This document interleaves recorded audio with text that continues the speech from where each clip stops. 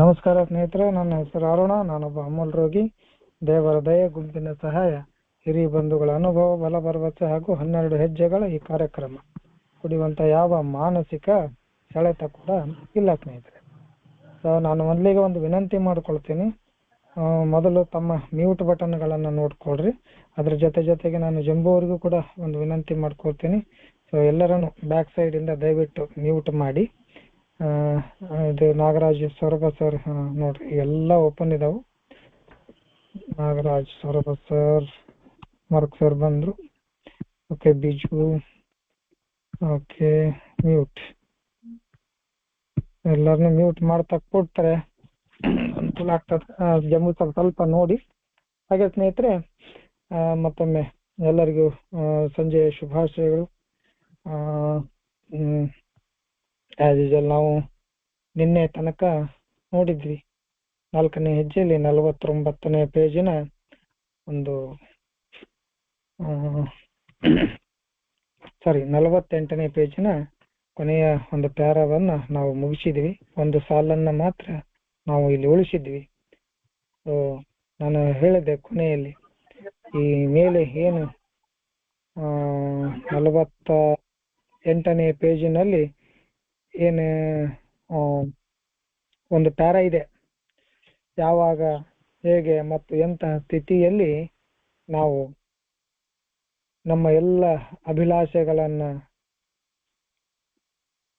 ನನ್ನಲ್ಲಿರುವಂತಹ ಸ್ವಾರ್ಥಿತನದಿಂದಾಗಿ ಅಥವಾ ನನ್ನಲ್ಲಿರುವಂತಹ ವೈಯಕ್ತಿಕ ಸಂಬಂಧದ ಅಭಿಲಾಷೆಯಿಂದಾಗಿ ಅವು ಯಾರ್ಯಾರಿಗೆ ತೊಂದರೆ ಆದವು, ಯಾರೆಲ್ಲ ಇದರಿಂದ ನೊಂದರು, ಯಾರೆಲ್ಲ ನೋವನ್ನ ಅನುಭವಿಸಿದ್ರು, ಅದರ ಜೊತೆಗೆ ನಾನು ನನ್ನ ವೈಯಕ್ತಿಕ ಜೀವನವನ್ನ ಅಸ್ಥಿರಗೊಳಿಸಿದನ, ನನ್ನ ಮಕ್ಕಳನ್ನ ನಾನು ನೋಯಿಸಿದನ, ಅವ್ರಿಗೆ ನೋವು ಕೊಟ್ಟನ, ಅದರ ಜೊತೆಗೆ ಸಮಾಜದಲ್ಲಿ ನನಗಿದ್ದಂತ ಮರ್ಯಾದೆಯನ್ನ ನಾನು ಕಳ್ಕೊಳಕ್ ನೋಡಿದ್ನ ಅಥವಾ ಅಸ್ಥಿರಗೊಳಿಸಿದ್ನ. ಸೊ ಅಂತ ಸಮಯ ಬಂದಾಗ ನಾನು ಯಾವ ರೀತಿ ಪ್ರತಿಕ್ರಿಯಿಸಿದೆ, ನನ್ನಲ್ಲಿರುವಂತಹ ಅಪರಾಧಿ ಭಾವನೆಗಳನ್ನ ನಾನು ಹತ್ತಿಕ್ಕದೆ ಉರಿದನೆ ಅಥವಾ ಆ ಅಪರಾಧಿ ಮನೋಭಾವನೆಯಿಂದ ನಾನು ಸಾಕಷ್ಟು ಜನರಿಗೆ ನೋವನ್ನ ಕೊಟ್ನ, ನಾನು ನನ್ನ ಬಗ್ಗೆನ ಸ್ವಕರುಣೆ ಪಟ್ಟುಕೊಂಡ, ನಾನು ಯಾರಿಗೂ ತೊಂದರೆ ಕೊಟ್ಟವನಲ್ಲ, ಆದ್ರೆ ಎಲ್ಲರೂ ನನಗೆ ತೊಂದರೆ ಕೊಟ್ಟವರು ಅನ್ನುವಂಥದ್ದನ್ನ, ಆ ಭಾವನೆಯನ್ನ ಬೆಳೆಸ್ಕೊಂಡ. ಸಾಕಷ್ಟು ನನ್ನಲ್ಲಿ ಆದ ವೈಯಕ್ತಿಕ ಸಂಬಂಧದ ಒಂದು ವಿಷಯಕ್ಕಾಗಿ ಆದಂತಹ ನಿರಾಶೆಗಳಿಗೆ ನಾನು ಹೇಗೆ ರಿಯಾಕ್ಟ್ ಮಾಡಿದೆ, ಹೇಗೆ ಪ್ರತಿಕ್ರಿಯೆಯನ್ನ ಕೊಟ್ಟೆ, ನನ್ನನ್ನ ಯಾರು ತಿರಸ್ಕಾರ ಮಾಡ್ತಾರ ಅವ್ರ ಬಗ್ಗೆ ನಾನು ಸೇಡನ್ನ ಇಟ್ಕೊಂಡ, ಪ್ರತಿಕಾರ ಅವನ್ನ ತೀರಿಸ್ಲಿಕ್ಕೆ ನಾನು ಪ್ರಯತ್ನ ಪಟ್ನ ಅಲ್ಲ, ಅಥವಾ ಅವರಿಂದಾಗಿ ನಾನು ದುಃಖಿತನಾದನ, ಯಾರೋ ಮಾಡಿದ ತಪ್ಪಿಗೆ ಯಾರನ್ನೋ ಶಿಕ್ಷಿಸಿದ್ನ, ನನ್ನ ಪ್ರತಿಕಾರವನ್ನು ಇತರರ ಮೇಲೆ ತೆರೆದಿಟ್ಟನೆ, ತಪ್ಪು ಯಾರೋ ಮಾಡಿರ್ತಾರ ಅವರನ್ನ ಬಿಟ್ಟು ಇನ್ನೊಬ್ಬರ ಮೇಲೆ ನನ್ನ ಕೋಪವನ್ನು ಹಾಕಿದ್ನ. ಈ ತರ ಸಾಕಷ್ಟು ಕ್ವಶನ್ಗಳನ್ನ ನಾವು ಈ 4ನೇ ಹೆಜ್ಜೆಯಲ್ಲಿ ಕೇಳ್ತಾ ಹೋಗ್ತೀವಿ ಸ್ನೇಹಿತರೆ. ಅದರ ಜೊತೆಗೆ ಇನ್ನೊಂದಿಷ್ಟು ವಿಷಯಗಳದಾವು, ಅವುಗಳನ್ನ ನಾವು ಇವತ್ತು ನೋಡೋಣ. ಸೊ ನನ್ನ ಜೊತೆ ಪ್ರಶಾಂತ್ ಧರ್ಮದ ಸ್ನೇಹಿತರಿದ್ದಾರೆ, ಅವರು ಓದ್ತಾರೆ. ನಾನು ಕೂಡ ಇಲ್ಲಿ ಸ್ಕ್ರೀನ್ ಶೇರ್ ಮಾಡ್ತೀನಿ. ದಯವಿಟ್ಟು ನನ್ನನ್ನ ಹಿಂದಿನಿಂದ ಮ್ಯೂಟ್ ಮಾಡಿ.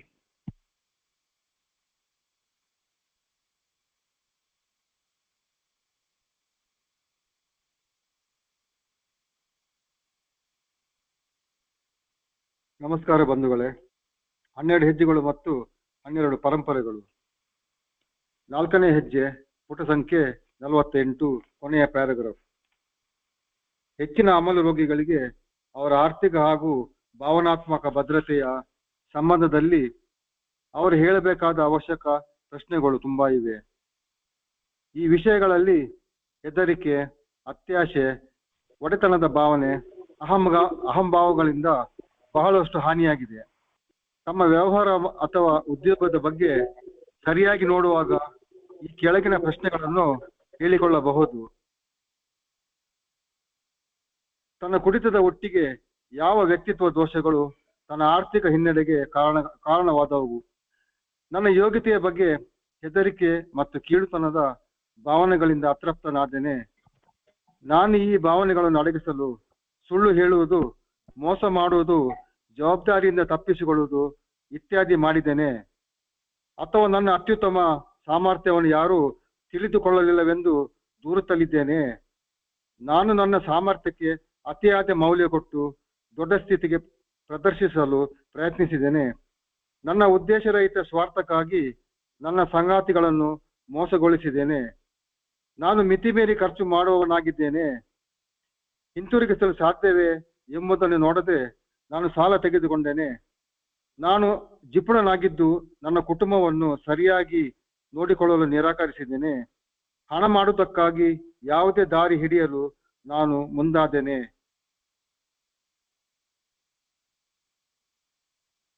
ಓಕೆ, ತುಂಬಾ ಧನ್ಯವಾದಗಳು ಸರ್. ಅತ್ಯಂತ ಸ್ಪಷ್ಟವಾಗಿ ಓದಿದಿರಿ. ಸೊ ಏನು ವೈಯಕ್ತಿಕ ಸಂಬಂಧಗಳು ಅಥವಾ ಭಾವನಾತ್ಮಕ ಆದಂತ ವಿಷಯಗಳನ್ನ ನಾವು ಇಲ್ಲಿವರೆಗೆ ನೋಡಿದೀವಿ. ಅದರ ಜೊತೆಗೆ ಒಂದಿಷ್ಟು ಭೌತಿಕವಾದ ವಸ್ತುಗಳ ಬಗ್ಗೆ ಅಥವಾ ಭೌತಿಕವಾದ ವಿಷಯಗಳ ಬಗ್ಗೆ, ಲೌಕಿಕವಾದ ವಿಷಯಗಳ ಬಗ್ಗೆ ನಾವು ಇಲ್ಲಿ ನೋಡ್ಬೇಕಾಗ್ತದೆ. ಸೊ ಮಾನಸಿಕವಾಗಿ ನಾವು ಎಷ್ಟು ಸ್ಥಿರವಾಗಿ ಇರ್ತೀವಿ, ಹಾಗೆ ಕೂಡ ಸಾಮಾಜಿಕವಾಗಿ ನಾವು ಸ್ಥಿರವಾಗಿರ್ಬೇಕಾಗ್ತದೆ. ಸಾಮಾಜಿಕ ಅಂತ ಬಂದಾಗ ಅದು ಕೌಟುಂಬಿಕ ಇರಬಹುದು ಅಥವಾ ನನ್ನ ವೈಯಕ್ತಿಕ ಜೀವನನೂ ಇರ್ತದೆ, ಅದ್ರ ಜೊತೆಗೆ ನನ್ನ ಆರ್ಥಿಕ ಸ್ಥಿತಿಗತಿಗಳು ಕೂಡ ಇರ್ತವೆ.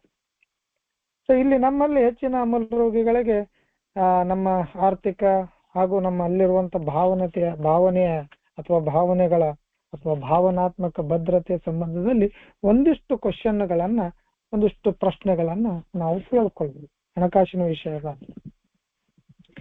ಸೊ ಈ ವಿಷಯದಲ್ಲಿ ನಾವು ಯಾವುದೇ ತರದ ಹೆದರಿಕೆ ಇತ್ತ, ನಮ್ಮಲ್ಲಿರುವಂತ ಅತಿ ಆಶೆ ಇತ್ತ, ಒಂದಲ್ವಾ ಅಥವಾ ನನ್ನದೇ ಇದು ಕೇವಲ ನನ್ನದು ಅನ್ನುವಂಥ ಒಡೆತನದ ಒಂದು ಭಾವನೆ ಇತ್ತ, ಅಹಂಭಾವಗಳಿಂದ ನಮ್ಗ ಏನೇನು ಹಾನಿಗಳಾಗ್ಯಾವು. ಸೊ ಈ ಎಲ್ಲ ವಿಷಯಗಳನ್ನ ಅಥವಾ ನನ್ನ ಎಲ್ಲಾ ವ್ಯವಹಾರಗಳನ್ನ ಅಥವಾ ನನ್ನಲ್ಲಿ ನಾನು ಮಾಡುತ್ತಿರ್ತಕ್ಕಂಥ ಯಾವ ಉದ್ಯೋಗದಲ್ಲಿ ಇರ್ತಾರೋ ಆ ಉದ್ಯೋಗದ ಬಗ್ಗೆ ಸರಿಯಾಗಿ ನೋಡುವಾಗ ನಾವು ಒಂದಿಷ್ಟು ಪ್ರಶ್ನೆಗಳನ್ನ ನಾವಿಲ್ಲಿ ಕೇಳ್ಕೋಬೇಕಾಗ್ತದ. ಏನು ಕೇಳ್ಕೋಬೇಕಾಗ್ತದ ಅಂತಂದ್ರೆ, ನನ್ನ ಕುಡಿತದ ಜೊತೆಗೆ ನನ್ನಲ್ಲಿರುವಂಥ ಯಾವ ವ್ಯಕ್ತಿತ್ವ ದೋಷಗಳು, ಕ್ಯಾರೆಕ್ಟರ್ ಡಿಫೆಕ್ಟ್ಸ್, ಈ ನನ್ನ ಆರ್ಥಿಕ ಹಿನ್ನಡೆಗೆ ಕಾರಣವಾದವು. ಎಲ್ಲರೂ ಕಾಮನ್ ಆಗಿ ಅನುಭವಿಸಿದಂಥ ನೋವು ಇದು. ನಾವೆಲ್ಲರೂ ಹೇಳ್ತಿರ್ತೀವಿ ಕೊನೆಯ ದಿನಗಳಲ್ಲಿ ಅವ್ರಿಗೆ 10 ರೂಪಾಯಿ 20 ರೂಪಾಯಿ, ನೀ 90 ಹೇಳು, ನಾ 90 ಹೇಳು, ಅವ್ರಿಗೊಂದಿಷ್ಟು ಕುಡಿಸು ಇವ್ರಿಗೊಂದಿಷ್ಟು ಅಂತ ಕುಡಿಸು, ಅಥವಾ ದುಡ್ಡಿಗೋಸ್ಕರ ಭಿಕ್ಷೆ ಬೇಡಿದೆ ಅಂತ ಎಲ್ಲ ನಾವು ಹೇಳ್ತಿರ್ತೇವೆ. ಶೇರಿಂಗ್ಗಳಲ್ಲಿ ಬರ್ತಿರ್ತಾವ 10 ರೂಪಾಯಿ 5 ರೂಪಾಯಿ ಭಿಕ್ಷೆ ಬೇಡಿ ನೀವು ಅಂತ ಹೇಳಿ ಬರ್ತಿರ್ತವೆ. ಕಡೆಗೆ ದುಡ್ಡು ಸಿಗ್ಲಿಲ್ಲ ಅಂದ್ರೆ ದುಡ್ಡಿಗೋಸ್ಕರ ಏನ್ ಬೇಕಾದ್ರೂ ಮಾಡಕ್ ಹೋಗುದು, ಕಳ್ತನ ಮಾಡುದು, ಮನೆಯಲ್ಲಿ ಸುಳ್ಳುತನ ಹೇಳುದು, ಮೋಸ ಮಾಡುದು, ವಂಚನೆ ಮಾಡುದು, ನಮ್ಮ ದುಡ್ಡನ್ನ ನಾವೇ ಕದಿಯುವುದು, ಮನೆಯಲ್ಲಿರುವಂತ ಸಾಮಾನುಗಳನ್ನ ಕದಿಯುವುದು, ಹೆಂಡತಿ ಪರ್ಸಲ್ಲಿ ಇರುವಂತ ದುಡ್ಡನ್ನ ಕದಿಯುವುದು, ಇವೆಲ್ಲವೂ ನಾನು ಮಾಡಿದ್ದೀನಿ. ಹೆಂಡತಿ ಸ್ನಾನಕ್ಕೆ ಹೋದ್ರೆ ಸಾಕು, ಅವಳ ಪರ್ಸಲ್ಲಿರುವಂತ ದುಡ್ಡನ್ನ ಎಗರಿಸಿಬಿಡುದು, ಕಾಯ್ತಾ ಇರುತ್ತೆ. ಸೊ ಇವೆಲ್ಲವು ಅಂದ್ರೆ ಈ ಕ್ವಶನ್ಗಳನ್ನ ನಾವು ನೋಡ್ಬೇಕಾಗ್ತದೆ ಸ್ನೇಹಿತರೆ.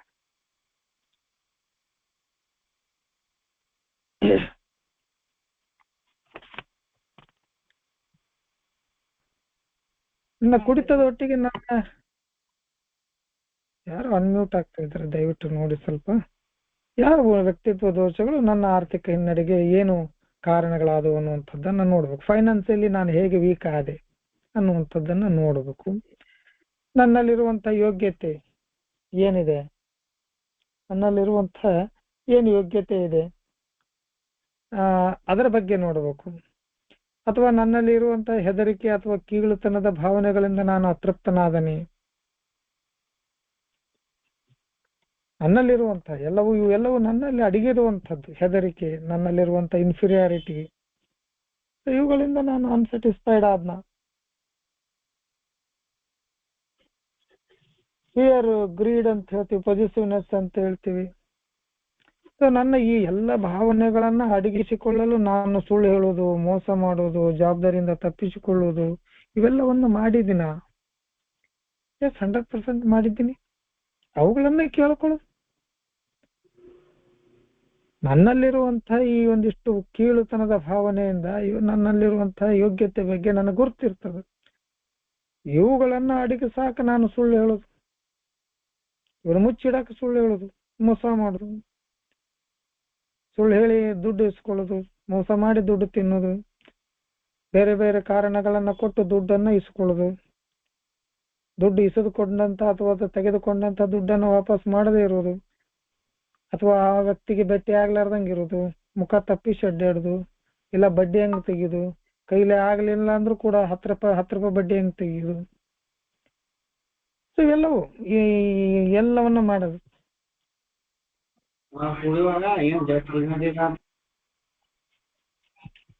ಸುಳ್ಳು ಹೇಳೋದು, ಮೋಸ ಮಾಡೋದು, ಜವಾಬ್ದಾರಿಯಿಂದ ತಪ್ಪಿಸಿಕೊಳ್ಳೋದು, ಇವೆಲ್ಲವನ್ನ ನಾನು ಮಾಡಿದನ.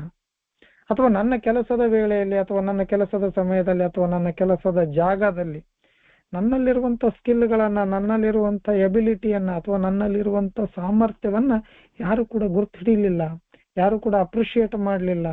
ನಾನು ಎಷ್ಟು ಟ್ಯಾಲೆಂಟ್ ಅದೀನಿ ಅದನ್ನ ಯಾರು ತಿಳ್ಕೊಲಿಲ್ಲ. ಈ ತರ ಹೇಳ್ತಾನೆ ಇರೋದು. ಏನ್ ಮಾಡಿದ್ರಿ ಏನದ ಬಿಡ್ರಿ, ಯಾರು ಗುರ್ತನ ಹಿಡಿಯಂಗಿಲ್ಲ, ನಾವು ಮಾಡಿದ್ದೆ ಯಾರು ನೋಡ್ತಾರ. ನಾನು ನನ್ನ ಸ್ವ ಸಾಮರ್ಥ್ಯಕ್ಕೆ ಅತಿಯಾದ ಮೌಲ್ಯ ಕೊಡುದು. ಇಲ್ಲಾಂದ್ರೆ ನನ್ನಲ್ಲಿರುವಂತ ಸ್ಕಿಲ್ಗೆ, ನನ್ನಲ್ಲಿರುವಂತ ಕೌಶಲ್ಯಕ್ಕೆ, ನನ್ನಲ್ಲಿರುವಂತ ಜಾಣತನದ ಏನು ಈ ಕೆಲಸದ ನಿರ್ವಹಣೆ ಮಾಡುವಂತ ಜಾಣತನದ ಬಗ್ಗೆ, ಅಥವಾ ನನ್ನಲ್ಲಿರುವಂತ ಒಂದಿಷ್ಟು ಇಂಟೆಲಿಜೆನ್ಸಿ ಅಂತ ಹೇಳ್ತೀವಿ, ಜಾಣತನ, ಬುದ್ಧಿವಂತಿಕೆ, ಅದನ್ನ ಹೊಗಳಿಕೊಳ್ಳೋದು, ಅತಿಯಾಗಿ ಅದಕ್ಕೆ ಮೌಲ್ಯ ಕೊಡೋದು.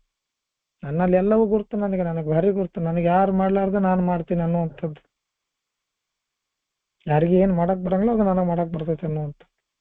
ಸೊ ನಾನು ನನ್ನ ಸಾಮರ್ಥ್ಯಕ್ಕೆ ಅತಿಯಾದ ಮೌಲ್ಯ ಕೊಡುದು, ನನ್ನಲ್ಲಿರುವಂತ ಸಾಮರ್ಥ್ಯಕ್ಕೆ ಒಂದಿಷ್ಟು ಸಾಕಷ್ಟು ಬೆಲೆ ಕೊಡುದು, ನಾನು ಭಾರಿ ಅನ್ಕೊಳ್ಳೋದು. ಅದನ್ನ ಇಟ್ಕೊಂಡು ನನ್ನ ಸಾಮರ್ಥ್ಯ ಏನು, ನನ್ನಲ್ಲಿ ಒಂದು ಸ್ಕಿಲ್ ಇದೆ, ಅದನ್ನ ಇಟ್ಕೊಂಡು ದೊಡ್ಡ ಸ್ಥಿತಿ ಮಾಡಕ್ ಹೋಗು. ನಾ ಮಾಡಿದ್ದೀನಿ. ನನ್ನ ಕಡೆ ಈಗ ನನ್ನ ಪ್ರೊಫೆಷನ್ ಬೇರೆ, ನಾನು ಮಾಡ್ತಾ ಇರ್ತಿದ್ದ ಕೆಲಸನ ಬೇರೆ ಇತ್ತು. ನಾನು ಕೆಲಸ ಮಾಡ್ಬೇಕಾದ್ರೆ ಕುಡ್ತಕ್ಕೂ ಕೂಡ ಅದೇ ಒಂದು ಕಾರಣ ಹೆಚ್ಚಾಯ್ತು. ನನಗೆ ನನ್ನ ಕೆಲಸವನ್ನು ನಾನು ಆರಾಮಾಗಿ ನನ್ನ ಪ್ರೊಫೆಷನ್ ಮಾಡ್ಕೊಂತಿದ್ರೆ ಏನ್ ಹಾಕಿರ್ಲಿಲ್ಲ. ನನ್ನ ಪ್ರೊಫೆಷನ್ ಅನ್ನ ಬಿಟ್ಟು ಬೇರೆ ಪ್ರೊಫೆಷನ್ ಒಳಗಡೆ ಕೈ ಆಡ್ಸಕ್ ಹೋದೆ. ಅದು ನನಗೊಬ್ಬಂಗ ಬರುತ್ತಂತ ಹೇಳಿ ಮೆರೆದಾಡಿದಕ್ಕೇನು ಸಾಕಷ್ಟು ದುಡ್ಡು ಬರ್ತಿತ್ತು, ಸಾಕಷ್ಟು ದುಡ್ಡು ಬರ್ತಿದ್ದು. ಬಂದಿದ್ದ ದುಡ್ಡನ್ನ ಮನೆಗೆ ಒಯ್ದು ಬೇಡ ಅಂತ ಇಲ್ಲೇ ಕುಡ್ದು ಹಾಕಂತ ಚಾಲು ಮಾಡ. ಸರ್ ಹಿಂದೆ ಯಾರು ಮ್ಯೂಟ್ ಮಾಡ್ರಿ ಅವ್ರಿಗೆ. ನಾವೇ ಸ್ಕ್ರೀನ್ ಶಾಟ್ ಮಾಡ.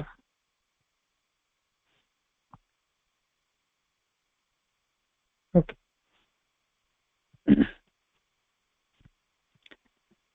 ನನ್ನ ದೊಡ್ಡ ಸ್ಥಿತಿಯನ್ನು ಪ್ರದರ್ಶನ ಮಾಡುದು, ಅದರ ಜೊತೆಗೆ ನನ್ನ ಉದ್ದೇಶ ರಹಿತ ಸ್ವಾರ್ಥಕ್ಕಾಗಿ, ಯಾವುದೇ ಸ್ವಾರ್ಥನೇ ಇರಲಿಲ್ಲ, ನನ್ನ ಸಂಗಾತಿಗಳನ್ನ ಮೋಸ ಮಾಡುದು. ಇಲ್ಲಿ ಕೇವಲ ಸಂಗಾತಿಗಳಂದ್ರೆ ಮನೆಯವರು ಮಾತ್ರ ಅಲ್ಲ, ನನ್ನ ಸಹಪಾಠಿಗಳು, ನನ್ನ ಜೊತೆ ಉದ್ಯೋಗ ಮಾಡುವಂಥವ್ರು, ನನ್ನ ಗೆಳೆಯರು ಎಲ್ಲರಿಗೂ ಬರ್ತಾರೆ. ಅವ್ರಿಗೆ ಮೋಸ ಮಾಡುದು, ನಾನು ಮಿತಿ ಮೀರಿ ಖರ್ಚು ಮಾಡುದು. ನನ್ನ ಈ ಕ್ವಶನ್ಗಳನ್ನ ಕೇಳ್ಕೋಬೇಕಷ್ಟೆ. ನಾನು ಖರ್ಚು ಹೆಚ್ಚು ಹೆಂಗ್ ಮಾಡ್ತಿದ್ದೆ? ದುಡ್ಡಿದ್ದಾಗ ನೋಡ್ಬೇಕು. ದುಡ್ಡಿದ್ದಾಗ ಅದು ಜಾತ್ರೆ ಪಗಾರ ಆದಾಗ ಒಂದು 15 ದಿವಸ ಭಾರಿ ಜಾತ್ರೆ. ದುಡ್ಡು ಮುಗಿ ತನಕ ಪೇಮೆಂಟ್ ಆದ ನಂತರ 15 ದಿವಸ ಜಾತ್ರೆನ ಜಾತ್ರೆ.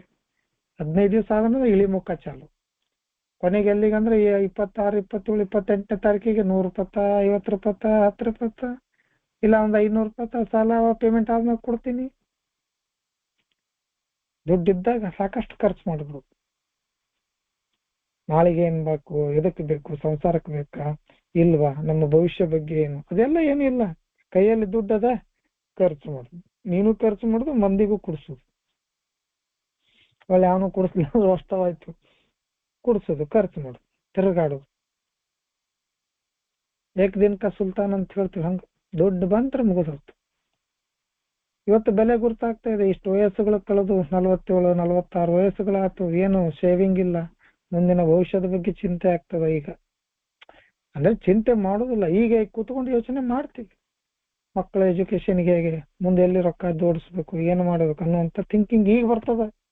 ದುಡ್ಡು ಉಡಾಯಿಸೋ ಮುಂದಾಗ ಬಾರಲ್ಲಿ 400 ಬಿಲ್ ಆದ್ರೂ ಕೊಡಾಕ್ ಹೋಗುದು, 500 ಬಿಲ್ ಆದ್ರೂ ಕೊಡುದು, 1000 ಬಿಲ್ ಆದ್ರೂ ಕೊಡುದು.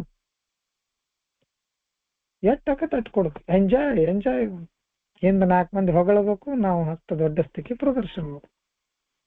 ನಮ್ಮ ಗ್ರ್ಯಾಂಡಿಯೋಸಿಟಿ.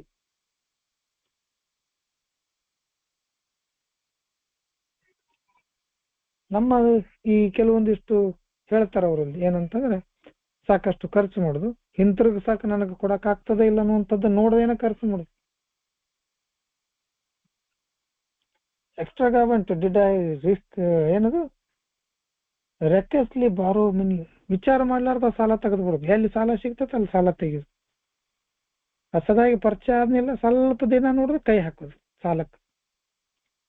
ಫೈನಾನ್ಸ್ನಾಗ ಸಾಲ ತಗೋ, ಬ್ಯಾಂಕ್ನಾಗ ಸಾಲ ತಗೋ, ಮಹಿಳಾ ಸಂಘದಾಗ ಸಹಾಯ ತಗೋ, ಹಿಂತಿ ಪರಿಚಿತವ್ರ ಕಡೆ ಸಹಾಯ ತಗೋ, ದೋಸ್ತರ ಕಡೆ ಸಾಲ ತಗೋ. ನನ್ನ ಕೈಲಿ ವಾಪಸ್ ಕೊಡಕ್ ಆಗ್ತದೆ ಇಲ್ಲ ಅನ್ನುವಂಥದ್ದನ್ನ ನೋಡದೇನೆ ಸಾಲ ಮಾಡು. ಇದು ಒಂದು ಭಾಗ. ಇನ್ನೊಂದು ಭಾಗ ಜಿಪುಣ. ಮನಿಗೆ ಏನ್ ಬೇಕನ್ನುವಂಥದ್ದನ್ನು ಕೂಡ ನಾನು ಕೊಡಕ ಆಗಕ್ಕೆ ಮಾಡಂಗಿಲ್ಲ. ಕೆಟ್ಟ ಜಿಪ್ಪುಟ್ತನ ಮಾಡು. ಈಗ ನನ್ಗೆ ಹಾಕಿರ್ತೈತಿ, ಪ್ರತಿಯೊಂದನ್ನು ದುಡ್ಡಿನಲ್ಲಿ ಅಳ್ಯಾಕ್ ಹೋಗ್ತಿರ್ತೀನಿ. ನನಗೆ ಒಮ್ಮೆ ಅಸಹ್ಯ ಅನಿಸುತ್ತೆ. ಮೊನ್ನೆ ಒಂದು ಯಾವ್ದೋ ಮನೆ ಮುಂದಿಂದ ಒಂದು ನಾಯಿ ಒಂದು ಬೂಟನ್ನು ಒಯ್ದಿತ್ತು. ಒಂದು ನನ್ನ ಹೆಂಡತಿ ಬೂಟ್ ಒಂದು ಒಯ್ದದ. 1700 ರೂಪಾಯಿ ಬೂಟ್ ಒಯ್ದೈತಿ ನಾಯಿ ಅನ್ನೋ. ನಾನು 1700 ರೂಪಾಯಿ ಬೂಟ್ ಒಯ್ದೈತಿ. ಬೂಟ್ ಅನ್ನೋದು ಅದಕ್ಕೆ ಗುರ್ತು, ರೊಕ್ಕ ಅದಕ್ಕೇನು ಗುರ್ತು ಅಂದ್ರೆ ಈಗ ದುಡ್ಡಿನ ವ್ಯಾಲ್ಯೂ ಗುರ್ತಾಗ್ತದೆ. ಬೂಟ್ ಅದಕ್ಕೆ ಅದು ಒಯ್ದೈತಿ, ಆಟ ಆಡಕ್ ಒಯ್ದೈತಿ, ಎಲ್ಲೋ ಹೋಗೋದ್ ಬಂದೈತಿ, ಏನೋ ಮಾಡೈತಿ. ಆದ್ರೆ ಅದಕ್ಕೇನು ರೊಕ್ಕ ಅನ್ನೋದು ಅದಕ್ಕೇನು ಗುರ್ತು. 1700 ರೂಪಾಯಿ ಬೂಟ್, 1700 ರೂಪಾಯಿ ಬೂಟ್ ಅಂದ್ರೆ ನಮ್ಮಲ್ಲಿ ಯೋಚನೆಗಳು ಹೇಗಿರ್ತಾವ ನೋಡ್ತಾ. ನಾನು ಜಿಪುಣನಾಗಿದ್ದು ನನ್ನ ಕುಟುಂಬವನ್ನು ಸರಿಯಾಗಿ ನೋಡಿಕೊಳ್ಳಲು ನಿರಾಕರಿಸಿದ್ದೀನಿ. ಜಿಪುಟನ ಮಾಡುದು, ರೊಕ್ಕ ಕೊಡಂಗಿಲ್ಲ, ಮನೆಗೆ ಸಂಸಾರಕ್ಕೆ ಕೊಡಂಗಿಲ್ಲ, ತಿನ್ನಾಕ್ ಕೊಡಂಗಿಲ್ಲ, ಉಣ್ಣಾಕ್ ಕೊಡಂಗಿಲ್ಲ, ಎಲ್ಲದಕ್ಕೂ ಲೆಕ್ಕ ಹಾಕು. ಎರಡು ಪಾರ್ಟ್ ಅನ್ನು ನೋಡ್ಕೊ ಅಂತ ಹೇಳ್ತಾರೆ. ವೆದರ್ ಇವಾಗ ನೀನು ಜಿಪುಣ ಇದೆಯಾ ಅಥವಾ ನೀನು ದುಂದು ವೆಚ್ಚ ಮಾಡ್ತೀವಿ. ಹಣ ಮಾಡುವುದಕ್ಕಾಗಿ, ಅದರ ಜೊತೆಗೆ ಏನ್ ಹೇಳ್ತಾರ ಅವರು, ಹಣ ಮಾಡುವುದಕ್ಕಾಗಿ ಯಾವುದೇ ದಾರಿಯನ್ನ ನೀನು ಹಿಡಿಯಲು ಮುಂದಾದೆಯಾ ಅಥವಾ ನಾವು ಮುಂದಾದಿವ ಅಂತ ಕೇಳ್ಕ ದೊಡ್ಡ ಮಾಡ್ಕೋಬೇಕು. Quick money, what about the quick money deals, the stock market and the race. Yes, ನಾನು ಮಾಡ್ತೀನಿ ಇವತ್ತು ನಾನು ಮಾಡ್ತೀನಿ ಸ್ಟಾಕ್ ಮಾರ್ಕೆಟ್ ಅನ್ನೋದು. ಇಲ್ಲಿ ವರ್ಡ್ ಇದೆ, ಬಟ್ ಇದೇ ಹೇಳ್ತಾರ. ಇವು ಲೀಗಲಿ ಇದ್ದಂಥದ್ದು ಯಾವ್ದೇನು ತಪ್ಪಲ್ಲ. ಸ್ಟಾಕ್ ಮಾರ್ಕೆಟ್ ಅಥವಾ ರೇಸಸ್ ಅಂತ ಹೇಳ್ತಾರ ಅವರು. ಒಂದ್ ಕಡೆ ಸ್ಟಾಕ್ ನಲ್ಲಿ ಹಾಕಿದ್ನ, ಅದು ಸ್ಟಾಕ್ ಹಾಕೋದು ತಪ್ಪಲ್ಲ, ಇಲ್ಲ ಅಂತಲ್ಲ, ನಾವು ಹಾಕ್ತಿವಿ ಇಲ್ಲ ಅಂತಲ್ಲ. ಆದ್ರೆ ಈ ರೇಸ್ ಬರ್ತಾವ, ಕುದುರೆ ರೇಸು, ಇಸ್ಪೇಟ್ ಆಡೋದು, ಗ್ಯಾಮ್ಲಿಂಗ್ ಆಡೋದು, ಲಾಟ್ರಿ ತಗೊಳ್ಳೋದು, ಓಸಿ ಆಡೋದು, ಇವೆಲ್ಲ ಒಂಥರ ಗ್ಯಾಮ್ಲಿಂಗ್, ಇವೆಲ್ಲ ರೇಸಸ್ ಇದ್ದಂಗೆ. ಇದನ್ನ ಮಾಡಿದ್ನ ಎಲ್ಲಾರು ಮಾಡಿರ್ತಾರಂತಲ್ಲ, ಕೆಲವೊಬ್ರು ಇದ್ರ ಬಗ್ಗೆ ಐಡಿಯಾನೇ ಇರೋದಿಲ್ಲ, ಮಾಡ್ತಿದ್ದಾರೆ. ಈಗ ನಾ ಈ ವರ್ಡ್ ಬಂದಿದ್ದಕ್ಕೆ ನೋಡ್ಬೇಕಾಗಿತ್ತು ಕ್ವಿಕ್ ಮನಿ ಬಗ್ಗೆ. ವಾಟ್ ಅಬೌಟ್ ದ ಕ್ವಿಕ್ ಮನಿ ಅಂತ ಬಂತಲ್ಲ, ಇದನ್ನ ನೋಡ್ಬೇಕಾಗೈತಿ. ಇಲ್ಲ, ನನ್ನ ಸೇವಿಂಗ್ಗಳಲ್ಲಿ ನನ್ನ ಎಲ್ಲ ಇತಿಮಿತಿಗಳನ್ನ ನೋಡ್ಕೊಂಡು ಇದರಿಂದ ನನಗೇನು ತೊಂದರೆ ಆಗದೆ ಇತ್ತಪ್ಪ ಅಂತಂದ್ರೆ ನನ್ನ ಸೇವಿಂಗ್ ಅನ್ನು ಮಾಡಬಹುದು, ಇಲ್ಲ ಅಂತಲ್ಲ, ಹಾಕಬಹುದು. ಒಳ್ಳೊಳ್ಳೆ ಕಂಪನಿಗಳಲ್ಲಿ ಪಾಲುದಾರಕ್ಕೆ ತೆಗೆದುಕೊಳ್ಳೋದೇನು ತಪ್ಪಲ್ಲ. ಇವಾಗ ನಮ್ಮ ಸಂಸ್ಥಾಪಕರು ಬಿಲ್, ಅವ್ರ ಷೇರು ದಲ್ಲಾಳಿನೇ ಇದ್ರು, ಷೇರು ಮಾರುಕಟ್ಟೆಲ್ಲೇ ಇರ್ತಿದ್ರು. ಅವ್ರು ಕುಡಿತದ ಪರಿಣಾಮದಿಂದಾಗಿ ಅವರು ಆ ಲೆವೆಲಿಗೆ ಬಂದ್ರು ಹೊರತಾಗಿ ಇದು ಒಳ್ಳೆ ಬ್ರೋಕರ್, ಒಳ್ಳೆ ಒಂದು ಶೇರ್ ಮಾರ್ಕೆಟಿನ ನಾಲೆಜ್ ಇದ್ದಂತ ಮನುಷ್ಯರು. ಇವರ ಟಿಪ್ಸಿಗಾಗಿ ಕೆಲವೊಂದಿಷ್ಟು ಜನ ಕಾಯ್ತಿದ್ರು. ಇವರಿಂದಾಗಿ ಸಾಕಷ್ಟು ಜನ ದುಡ್ಡು ಕೂಡ ಮಾಡ್ಕೊಂಡಿದ್ರು ಮಾರ್ಕೆಟ್ ಅಲ್ಲಿ. ಸೊ ಅದಕ್ಕೆ ಹೇಳ್ತಾರೆ, ಹಣ ಮಾಡೋದಕ್ಕಾಗಿ ನಾವು ಯಾವುದೇ ರೀತಿ ದಾರಿ ಯಾವುದು, ಆ ದಾರಿ ಮಾಡುವಂತ ಹಣ ಮಾಡುವಂತ ದಾರಿ ಯಾವುದನ್ನ ನಾವು ನೋಡ್ಕೋಬೇಕು. ಅದಕ್ಕೆ ಮುಂದೆ ಬರೀತಾರ ಅವ್ರು, ಓದಿ ಸ್ನೇಹಿತರೆ. ವೃತ್ತಿ ನಿರತರಾಗಿದ್ದು ಎಯಲ್ಲಿರುವ ಸ್ತ್ರೀಯರಿಗೂ ಮೇಲಿನ ಪ್ರಶ್ನೆಗಳು ಅನ್ವಯವಾಗುವುದನ್ನು ನಾವು ಕಾಣಬಹುದು. ಆದರೆ ಮನೆಯಲ್ಲಿರುವ ಅಮಲ ರೋಗಿಯಾದ ಸ್ತ್ರೀಯು ಕೂಡ ಕುಟುಂಬದ ಮೇಲೆ ಆರ್ಥಿಕ ಒತ್ತಡವನ್ನು ಉಂಟು ಮಾಡಬಹುದು. ಆಕೆಯ ಕುಟುಂಬದ ಖರ್ಚಿನಲ್ಲಿ ಹಲವಾರು ನೆಪಗಳನ್ನು ತೋರಿಸಿ ಹಣವನ್ನು ದುರುಪಯೋಗ ಮಾಡಿಕೊಳ್ಳಬಹುದು ಮತ್ತು ತನ್ನ ಗಂಡನ ಮೇಲೆ ಸಾಲದ ಹೊರೆಯನ್ನು ಹಾಕಬಹುದು. ಕೆಲಸದಿಂದ, ಕುಟುಂಬದಿಂದ, ಮಿತ್ರದಿಂದ ದೂರವಾದ ಪ್ರತಿ ರೋಗಿಯು ಕೂಡ ತನ್ನನ್ನೇ ತಾನೇ ನಿರ್ಬಿಡೆಯಾಗಿ ಹಾಗೂ ಕುಲಂಕುಷವಾಗಿ ಪರಿಶೀಲಿಸಿ ಹೇಗೆ ತನ್ನದೇ ವ್ಯಕ್ತಿತ್ವ ದೋಷ ತನ್ನ ಪ್ರಸ್ತುತ ಪರಿಸ್ಥಿತಿಗೆ ಕಾರಣವಾಯಿತು ಎಂಬುದನ್ನು ಕಂಡುಕೊಳ್ಳಬಹುದು. ಓಕೆ, ಕೆಲವೊಂದಿಷ್ಟು ಸೆಂಟೆನ್ಸ್ಗಳನ್ನ ಈ ಕನ್ನಡ ಬುಕ್ಕದಲ್ಲಿ ಅವರು ಬಿಟ್ಟಿದ್ದಾರೆ. ನಾನು ಇಲ್ಲಿ ಓದಬೇಕಾದ್ರೆ ಅದನ್ನು ನೋಡ್ತಾ ಇದ್ದೆ. ನಾನು ಹಣ ಮಾಡುವುದಕ್ಕಾಗಿ ಯಾವುದೇ ದಾರಿ ಹಿಡಿಯಲು ನಾನು ಮುಂದಾದನೆ ಅನ್ನುವಂಥದ್ದನ್ನು ಅಲ್ಲಿ ಬಹಳ ಬಹಳ ಬರ್ತಾರೆ ಅವರು. ವಾಸ್ ಐ ಪಿಂಚ್ ಪೆನ್ನಿ ಅಂದ್ರೆ ನಾನು ಜಿಪುಣನದೇನೋ ಏನು, ನನ್ನ ಮನೆಗೆ ನಾನು ಸಪೋರ್ಟ್ ಮಾಡ್ಲಿಕ್ಕೆ, ನನ್ನ ಫ್ಯಾಮಿಲಿಗೆ ನಾನು ಸಪೋರ್ಟ್ ಮಾಡ್ಲಿಕ್ಕೆ ಸಹಾಯ ಮಾಡ್ತಿದ್ನೋ ಇಲ್ಲೋ ಅನ್ನುವಂಥದ್ದನ್ನ ಕ್ವಶನ್ ಕೇಳ್ತಾರೆ. ಅದಾದ ನಂತರ ಹೇಳ್ತಾರೆ, did I cut corner financially, what about the quick money deals the stock market and races. ಈ ಸೆಂಟೆನ್ಸ್ಗಳು ಇಲ್ಲಿ ಸೇರಾಗಿಲ್ಲ, ಇಲ್ಲಿ ಏನ್ರಿ ನಮ್ಮ ಕನ್ನಡದಲ್ಲಿ ಬಂದಿಲ್ಲ. ಸೊ ಶಾರ್ಟ್ ಕಾರ್ನರ್ ಅನ್ನು ಉಪಯೋಗಿಸ್ತೇನೆ ಅಥವಾ ಶಾರ್ಟ್ ದಾರಿಯನ್ನು ಉಪಯೋಗಿಸ್ತೇನೆ ಅಥವಾ ಮನಿ ಡಬ್ಲಿಂಗು ಹೇಳ್ತಾರಲ್ಲ, ಡಬ್ಲಿಂಗ್ ಮಾಡೋದು, ಬಡ್ಡಿ ಹಂಗ್ ಕೊಡೋದು ಅಥವಾ 10 ಬಡ್ಡಿ ಹಂಗ ತಗೊಳ್ಳೋದು, ಇವೆಲ್ಲವನ್ನ ನಾನು ಶಾರ್ಟ್ ಕಮಿಂಗ್ ಅಥವಾ ನಾನು ಶಾರ್ಟ್ ಟೈಮಲ್ಲಿ ಶ್ರೀಮಂತನಾಗ್ಲಿಕ್ಕೆ ಏನ್ರಿ ಯೋಚನೆ ಮಾಡಿದ್ನ, ಇವೆಲ್ಲವನ್ನ ಅಲ್ಲಿ ನೋಡು ಅಂತ ಹೇಳ್ತಾರೆ. ಅದಾದ ನಂತರ ವೃತ್ತಿ ನಿರತರಾಗಿದ್ದು ಎಲ್ಲಿರುವ ಸ್ತ್ರೀಯರಿಗೂ ಈಗ ನಾವೇನು ಮೇಲೆ ಹೇಳಿವಲ್ಲ ಈ ಎಲ್ಲ ಕ್ವಶನ್ಗಳು ಅನ್ವಯ ಆಗ್ತಾರೆ. ಅವರು ಕೂಡ ಒಂದ್ ವೇಳೆ ಕೆಲಸ ಮಾಡ್ತಿದ್ರೆ ಈ ಮೇಗಿನ ಕ್ವಶನ್ಗಳು ಅವ್ರಿಗೆ ಕೂಡ ಅನ್ವಯ ಆಗ್ತದ. ಸೊ ಅವರು ಕೂಡ ಅಮೂಲ್ ರೋಗಿ ಆಗಿದ್ರೆ ಅಮೂಲ್ ರೋಗಿ ಆದಂತ ಸ್ತ್ರೀಯು ಕೂಡ ಇವರ ಮನೆಯ ಮೇಲೆ ತಮ್ಮ ಮನೆಗಳ ಮೇಲೆ ಒಂದಿಷ್ಟು ಆರ್ಥಿಕ ಒತ್ತಡವನ್ನು ಉಂಟು ಮಾಡಬಹುದು. ಅವರು ಕೂಡ ದುಂದಾವಚ್ಚಿ ಖರ್ಚು ಮಾಡ್ತಾ ಇದ್ರೆ, ಕುಡಿತಾ ಇದ್ರೆ, ಖರ್ಚು ಮಾಡ್ತಾ ಇದ್ರೆ, ವೇಸ್ಟ್ ಮಾಡ್ತಾ ಇದ್ರೆ ಅವರು ಕೂಡ ಸಾಕಷ್ಟು ತೊಂದರೆಯನ್ನ ತಮ್ಮ ಕುಟುಂಬದ ಮೇಲೆ ಹಾಕಬಹುದು. ಅದರ ಬದಲಿಗೆ ಆ ಕುಟುಂಬದಲ್ಲಿ ಖರ್ಚಿನಲ್ಲಿ ಅಥವಾ ಕುಟುಂಬಕ್ಕೆ ಬೇಕಾದಂತ ಅವಶ್ಯಕತೆಗಳಲ್ಲಿ ಸಾಕಷ್ಟು ನೆಪಗಳನ್ನ ತೋರಿಸಿ ಅಥವಾ ನೆವಗಳನ್ನ ಹುಡಿಸಿ ಇಲ್ಲದೆ ಇರುವಂತ ಸುಳ್ಳುಗಳನ್ನ ಹೇಳಿ ಹಣವನ್ನು ದುರುಪಯೋಗ ಮಾಡ್ಕೋಬಹುದು. ಅದರ ಜೊತೆಗೆ ತನ್ನ ಗಂಡನ ಮೇಲೆ ಸಾಲ ಕೂಡ ಹೇರಬಹುದು ಅನ್ನುವಂತ ಮಾತನ್ನು ಹೇಳ್ತಾರೆ. ಅಂದ್ರೆ ಈಕ್ವಲಿ ಅಲ್ಲಿ ಒಂದ್ ವೇಳೆ ಸ್ತ್ರೀ ಅಮೂಲ್ಯಾಗಿದ್ರು ಕೂಡ ಇದಾಗ್ತದ ಅನ್ನುವಂತ ಮಾತನ್ನು ಅಲ್ಲಿ ಹೇಳ್ತಾರೆ. ಅದ್ರ ಜೊತೆಗೆ ಅವ್ರು ಹೇಳ್ತಾರೆ, ಕೆಲಸದಿಂದ, ಕುಟುಂಬದಿಂದ, ಮಿತ್ರರಿಂದ ದೂರವಾದ ಪ್ರತಿ ಅಮೂಲ್ ರೋಗಿಯು ಕೂಡ ತನ್ನನ್ನು ತಾನೇ ನಿರ್ಭೀಡೆಯಾಗಿ ಹಾಗೂ ಕುಲಂಕುಷವಾಗಿ ನಿರ್ಭೀತಿಯಿಂದ ಮತ್ತು ಸಂಶೋಧನಾತ್ಮಕವಾಗಿ ಪರಿಶೀಲಿಸಬೇಕು. ಹೇಗೆ ನಮ್ಮಲ್ಲಿರುವಂತ ನಮ್ಮ ವ್ಯಕ್ತಿತ್ವ ದೋಷಗಳು ನನ್ನ ಇವತ್ತಿನ ಈ ಪರಿಸ್ಥಿತಿಗೆ ಕಾರಣವಾಯಿತು ಅನ್ನುವಂಥದ್ದನ್ನ ನಾವು ಅರ್ಥ ಮಾಡ್ಕೋಬೇಕು ಅಥವಾ ಕಂಡುಕೊಳ್ಳಬೇಕು ಅಂತ ಹೇಳ್ತಾರೆ. ಪ್ರಸ್ತುತ ಪರಿಸ್ಥಿತಿ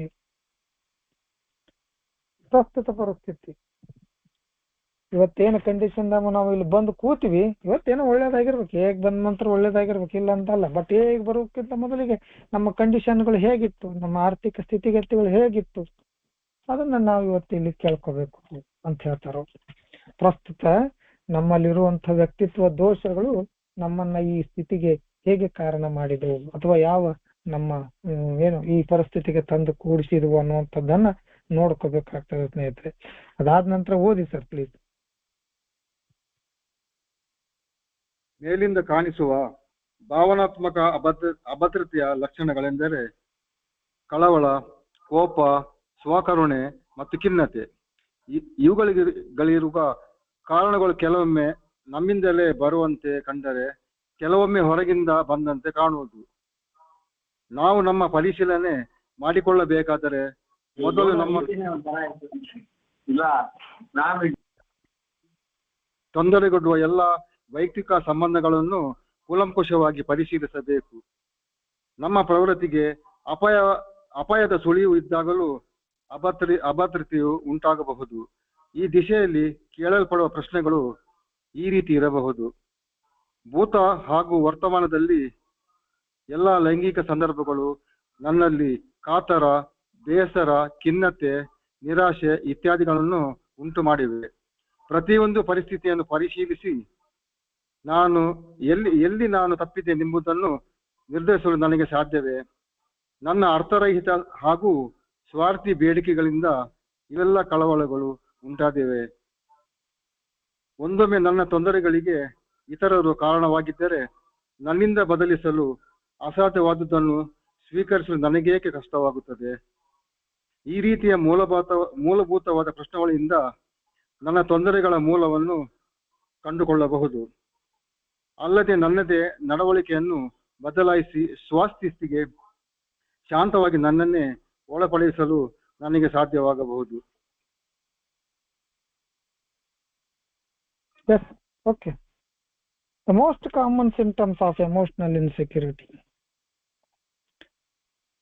Emotional insecurity. ಭಾವನಾತ್ಮಕ ಅಭದ್ರತೆಯ ಲಕ್ಷಣಗಳು ಯಾವ್ಯಾವ ಅಂದ್ರೆ ನಮ್ಮಲ್ಲಿರುವಂತಹ ಕಳವಳ, ವರೀಸ್ ಅಂತ ಹೇಳ್ತೀವಿ, ಕಳವಳ, ಕೋಪ, ಆಂಗರ್, ಸೆಲ್ಫ್ ಪಿಟಿ, ಸ್ವಕರುಣೆ, ಅಂಡ್ ಡಿಪ್ರೆಷನ್, ಖಿನ್ನತೆ. ಇವುಗಳಿಗಿರುವ ಕಾರಣಗಳನ್ನ ಕೆಲವೊಮ್ಮೆ ನಮ್ಮಿಂದಲೇ ಬರುವಂತೆ ಕಂಡ್ರೆ ಕೆಲವೊಮ್ಮೆ ಹೊರಗಿನಿಂದ ಬಂದಂತೆ ಕಾಣ್ತಾವು. ಇವು ನಮ್ಮೊಳಗ ಒಮ್ಮೆ ಹುಟ್ಟ್ಯಾವ ಅಂತ ಹೇಳಿ ಒಮ್ಮೆ ಅನ್ಕೋತೀವಿ, ಆದ್ರೆ ಕೆಲವೊಮ್ಮೆ ಇವು ಮತ್ತೊಬ್ಬರಿಂದ ಹೊರಗಿನಿಂದ ಬಂದಾವು ಅಂತ ಹೇಳಿ ಅನ್ಕೋತೀವಿ, ಮತ್ತೊಬ್ಬರಿಂದಾಗಿ ಅಂತ ಹೇಳಿ ಅನ್ಕೊಳ್ತೀವಿ.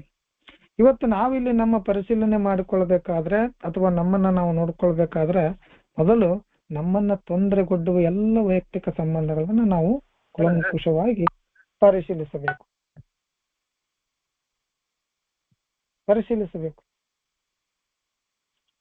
ಅಲ್ಲಿ ಹೇಳ್ತಾರ ಅವರು ಏನಪ್ಪಾ ಅಂತಂದ್ರೆ the most common symptoms of emotional insecurity are worry, anger, self pity and depression. ಇವು ಎಲ್ಲಿಂದ ಬರೋದು? They stem from the causes which sometimes seem to be within us and sometimes from other side. ಹೊರಗಿನಿಂದನೂ ಬರಬಹುದು, ಒಳಗಿನಿಂದನೂ ಬರಬಹುದು ಅಂತ ಹೇಳಿ ನಾವು ಅನ್ಕೊಳ್ತೀವಿ. ಎಲ್ಲವನ್ನ ನಾವು ನೋಡ್ಬೇಕು, ಅಥವಾ ನಮಗೆ ಯಾವ ತೊಂದರೆಗಳು ಕೊಡ್ತಾವು ಅವು ಎಲ್ಲ ವಿಷಯಗಳನ್ನ ನಾವು ಕೂಲಂಕುಷವಾಗಿ ಪರಿಶೀಲಿಸಬೇಕು. ವೈಯಕ್ತಿಕವಾಗಿ ಇವೆಲ್ಲವನ್ನ ನಾವು ಪರಿಶೀಲಿಸಬೇಕು.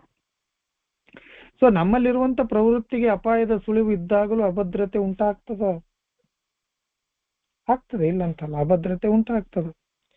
ಸೊ ಇಂಥ ದಿಸೆಯಲ್ಲಿ ನಾವೇನ್ ಮಾಡ್ತೀವಿ, ಇನ್ನು ಕೆಲವೊಂದಿಷ್ಟು ಪ್ರಶ್ನೆಗಳನ್ನ ನಾವು ಈ ರೀತಿ ಕೇಳಬಹುದು. ಯಾವ ರೀತಿ ಕೇಳಬಹುದು ಅಂದ್ರೆ, ನಮ್ಮ ಪಾಸ್ಟ್ ಅಲ್ಲಿ ಅಥವಾ ನಮ್ಮ ಭೂತಕಾಲದಲ್ಲಿ, ನಮ್ಮ ಗತ ಬದುಕಿನಲ್ಲಿ ಹಾಗೂ ಇವತ್ತಿನ ಈ ಪರಿಸ್ಥಿತಿಗಳಲ್ಲಿ, ವರ್ತಮಾನದಲ್ಲಿ, ಈ ಪ್ರೆಸೆಂಟ್ ಅಲ್ಲಿ ನಾವು ಏನೇನು ಎಂತೆಂತ ಈ ಸಂಬಂಧಗಳನ್ನ ಅಥವಾ ಎಂತ ಈ ಲೈಂಗಿಕ ಸಂದರ್ಭಗಳು ನಮ್ಮಲ್ಲಿ ಕಾತರ ಮೂಡಿಸಿದವು, ಬೇಸರ ಮೂಡಿಸಿದವು, ಖಿನ್ನತೆಯನ್ನ ಮೂಡಿಸಿದವು, ಅಥವಾ ನಮ್ಮಲ್ಲಿ ನಿರಾಶೆಯನ್ನ ಮೂಡಿಸಿದವು, ಇವುಗಳನ್ನೆಲ್ಲವನ್ನ ನೋಡಬೇಕು. ಸೀನ್ ಕೆಲವೊಂದಿಷ್ಟು ಸನ್ನಿವೇಶಗಳು ಎಲ್ಲಿ ನಮ್ಮಲ್ಲಿ anxiety, bitterness, frustration or depression ಇವೆಲ್ಲವನ್ನ ಮೂಡಿಸಿದವು.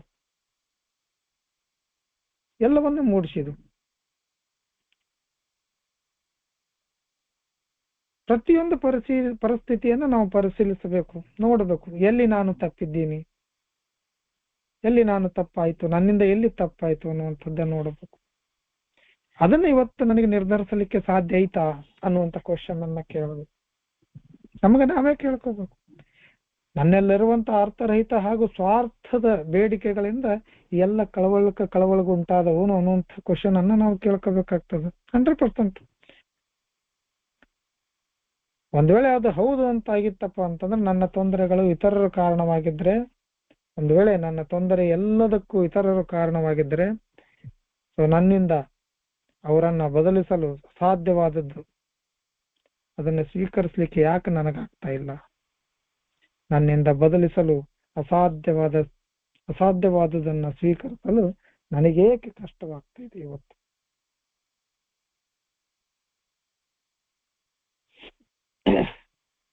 ಹೇಳ್ತಾರ ಅವ್ರು, ಬಹಳ ಚಂದ ಹೇಳ್ತಾರಲ್ಲ, why do I lack the ability to accept the condition I cannot change? ನನ್ನಲ್ಲಿ ಯಾಕೆ ಆ ಎಬಿಲಿಟಿ ಇಲ್ಲ, ನನ್ನಲ್ಲಿ ಯಾಕೆ ಆ ಶಕ್ತಿ ಇಲ್ಲ, ಅಸಾಧ್ಯವಾದದ್ದನ್ನ ಸ್ವೀಕರಿಸಲಿಕ್ಕೆ ನನಗೆ ಯಾಕೆ ಕಷ್ಟ ಆಗ್ತಾ ಇದೆ? ಸೊ ಇಂಥ ಎಲ್ಲ ಮೂಲಭೂತವಾದ ಪ್ರಶ್ನೆಗಳನ್ನ ನಾವು ಕೇಳ್ಕೋಬೇಕಾಗ್ತದೆ ಸ್ನೇಹಿತರೆ. These are all the short fundamental inquiries that can disclose our source of my discomfort. ನನ್ನಲ್ಲಿರುವಂತ ಡಿಸ್ಕಂಫರ್ಟಿಗೆ, ನನ್ನಲ್ಲಿರುವಂತ ಎಲ್ಲ ತೊಂದರೆಗಳಿಗೆ ನಾವು ಮೂಲ ಕಾರಣವನ್ನ ಹುಡುಕಿ ತೆಗೆಯಬಹುದು. ನಮ್ಮ ಎಲ್ಲ ತೊಂದರೆಗಳಿಗೆ ಮೂಲವನ್ನ ಕಂಡುಕೊಳ್ಳಬಹುದು ಇವೆಲ್ಲವನ್ನ ಕೇಳೋದ್ರಿಂದಾಗಿ. ಅಲ್ಲದೆ ಆ ಕಂಡುಕೊಳ್ಳೋದ್ರ ಜೊತೆಗೆ ಬಹಳ ಇಂಪಾರ್ಟೆಂಟ್ ಏನಪ್ಪಾ ಅಂದ್ರೆ, ನನ್ನದೇ ನಡವಳಿಕೆಗಳನ್ನ ಬದಲಾಯಿಸಿ, ಮತ್ತೊಬ್ಬರು ಬದಲಾಯಿಸಕ್ ಆಗುದಿಲ್ಲ ಇಲ್ಲಿ, ನನ್ನ ನಡವಳಿಕೆಗಳನ್ನ ನಾನೇ ಬದಲಾಯಿಸ್ಕೋಬೇಕು. ನನ್ನದೇ ನಡವಳಿಕೆಗಳನ್ನ ಬದಲಾಯಿಸಿ ಸ್ವಸ್ಥಿತಿಗೆ ಶಾಂತವಾಗಿ ನನ್ನನ್ನು ಒಳಪಡಿಸಲು ನನಗೆ ಸಾಧ್ಯವಾಗಬಹುದು. ಇವೆಲ್ಲವನ್ನ ನೋಡ್ಕೊಂಡಾಗ ನಾನು ಎಂತ ಮನುಷ್ಯ ಅನ್ನುವಂಥದ್ದು ಗೊತ್ತಾಗ್ತದೆ. at that time I may be able to alter, I may be able to alter my own conduct. ಬದಲಿ ಮಾಡಬಹುದು, ಕೆಲವೊಂದಿಷ್ಟು ಬದಲಾಯಿಸ್ಕೊಳ್ಬೇಕು, ಅಲ್ಟರ್ನೇಟ್ ಅಂತ ಹೇಳ್ತೀವಿ ನಾವು. ಅದ ಟ್ರಾನ್ಸ್ಫರ್ಮೇಶನ್ ಮುಂದೆ ಬರ್ತದೆ, ಬಟ್ ಈಗ ಅಲ್ಟರ್ ಮಾಡ್ಕೋಬೇಕಾಗ್ತದೆ. I may be able to alter my own conduct. ನನ್ನ ಸ್ವಂತ ವರ್ತನೆಗಳನ್ನ ನಾನು ಇವತ್ತು ಇಲ್ಲಿ ಬದಲಿ ಮಾಡ್ಕೋಬಹುದು, ಬದಲಿ ಮಾಡ್ಕೊಳ್ಳುವಂಥದ್ದು ನನಗಾಗ್ತದೆ. ಸೊ ಇದನ್ನ ನಾನು ಬದಲಿ ಮಾಡ್ಕೊಂಡ್ರೆ I can adjust myself suddenly to self discipline. ನನ್ನನ್ನು ನಾನು ಒಂದು ಸ್ವಶಿಸ್ತಿಗೆ, ನನಗೆ ನಾನೇ ಶಿಸ್ತನ್ನ ಹಾಕೊಳ್ಳಕ್ ಸಾಧ್ಯ ಆಗ್ತದೆ. ಅದಕ್ಕೆ ಇವೆಲ್ಲವೂ ಸಹಕಾರಿ ಆಗ್ತಾವು ಅನ್ನುವಂಥದ್ದನ್ನ ಇಲ್ಲಿ ಬರೀತಾರೆ ಈ ಪ್ಯಾರಾದಲ್ಲಿ. ಮುಂದಿನ ಓದಿ ಸರ್ ಪ್ಲೀಸ್.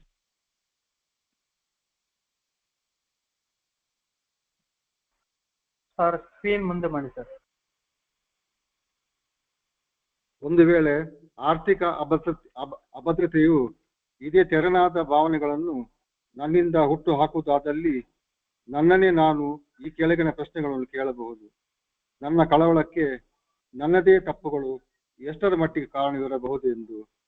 ಒಂದೊಮ್ಮೆ ಇತರರ ವರ್ತನೆ ಭಾಗಶಃ ಕಾರಣವಾಗಿದ್ದರೆ ಆ ಬಗ್ಗೆ ನಾನೇನು ಮಾಡಬಹುದು? ಒಂದು ವೇಳೆ ಪ್ರಸ್ತುತ ಪರಿಸ್ಥಿತಿಯನ್ನು ಬದಲಾಯಿಸುವುದು ನನ್ನಿಂದ ಅಸಾಧ್ಯವೆಂದರೆ ಇರುವಂತಹ ಪರಿಸ್ಥಿತಿಗೆ ಹೊಂದಿಕೊಂಡು ಇರಲು ನನಗೆ ಸಾಧ್ಯವೇ? ಈ ತೆರನಾದ ಪ್ರಶ್ನೆಗಳು ಹಾಗೂ ಕೇಳುತ್ತಾ ಹೋದಂತೆ ವೈಯಕ್ತಿಕ ವಿಷಯಗಳಲ್ಲಿ ಗೋಚರಿಸುವ ಇತರ ಪ್ರಶ್ನೆಗಳು ಪ್ರತಿಯೊಬ್ಬರಿಗೂ ತಮ್ಮ ತೊಂದರೆಗಳ ಮೂಲ ಕಾರಣವನ್ನು ಹುಡುಕಿ ತೆಗೆಯಲು ಸಹ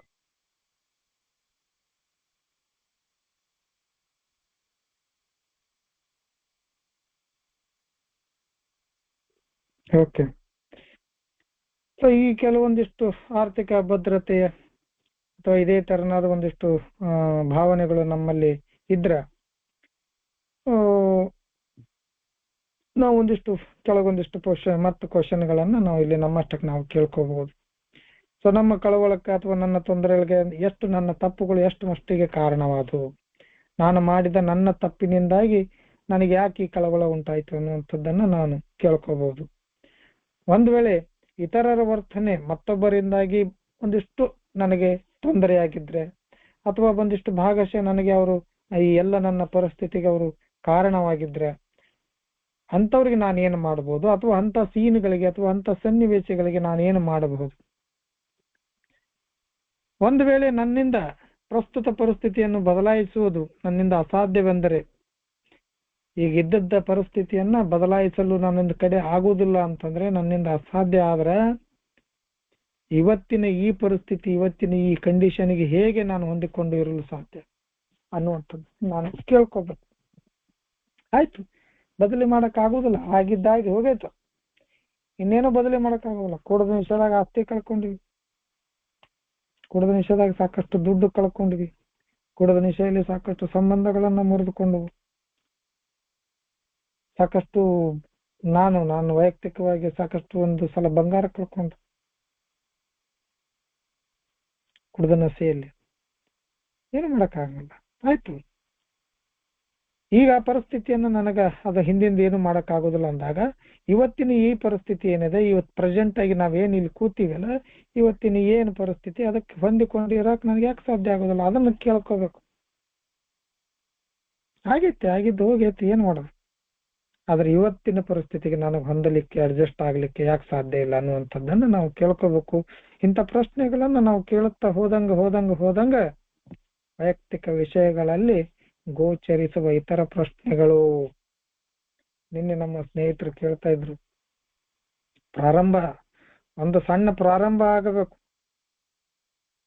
ಒಂದು ಸಣ್ಣ ಪ್ರಾರಂಭ ಆದಾಗ ಆಟೋಮೆಟಿಕ್ ಆಗಿ ಅವು ತನ್ನಷ್ಟಕ್ಕೆ ತಾನು ಹೊರಗೆ ಬರ್ತಾ ಹೋಗ್ತಾವು. ಇಲ್ಲಿ ಹೇಳ್ತಾರೋ ಈ ತರನಾದ ಪ್ರಶ್ನೆಗಳು, ಹಾಗೂ ನಾವು ಹೆಂಗ್ ಕೇಳ್ತಾ ಹೋಗ್ತೀವಿ ವೈಯಕ್ತಿಕ ವಿಷಯಗಳಲ್ಲಿ ನಮ್ಮಲ್ಲಿ ಗೋಚರಿಸುವ ಅಥವಾ ನಮ್ಮಲ್ಲಿ ಮೂಡುವಂತ ಸಾಕಷ್ಟು ಪ್ರಶ್ನೆಗಳು ಬರ್ತಾವು. ಆಟೋಮೆಟಿಕ್ ಆಗಿ ಬರ್ತಾವ. ನೀವು ಬರೆಯಕ್ ಸ್ಟಾರ್ಟ್ ಮಾಡ್ರಿ ಬರ್ತಾವ ಅಂತ ಹೇಳಿವಲ್ಲ ನಾವು ನಿನ್ನೆ ಹೇಳಿ. ಶುರು ಮಾಡ್ಬೇಕು, ಶುರು ಮಾಡಿದಗಳು ತಾನ ಸರಪಳಿ ಸರ ಹೊರಗೆ ಬರ್ತಾವ. ಏನು ಸರಪಳಿಗಳು ಅದಾವಲ್ಲ ತಲೆಯಲ್ಲಿ,